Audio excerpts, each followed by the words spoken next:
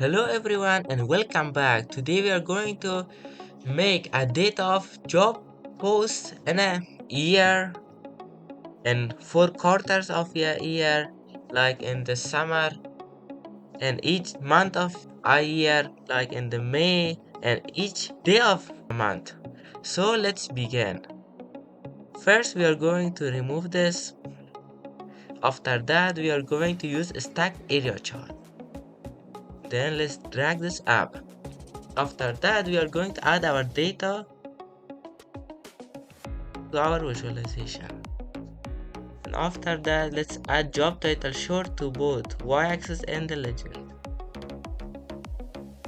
So like this, it's made.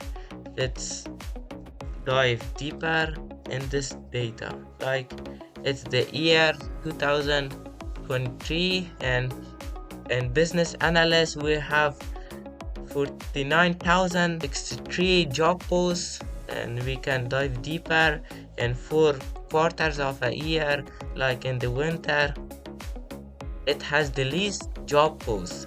As you can see in this visualization, also shows it has a downfall. And let's clean this up a little bit or organize it. Let's change this to job counts.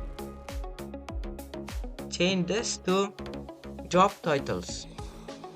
Let's modify our main title. Let's go to general title. Let's change this to what was trend data jobs in 2023 and the question mark at least. Let's make this a little bit bigger and let's bold this. Also let's center it, and you can also add a zoom slider to see our data more clearly. So there you have it, our data is made. I hope you have learned something from me and enjoyed watching this video.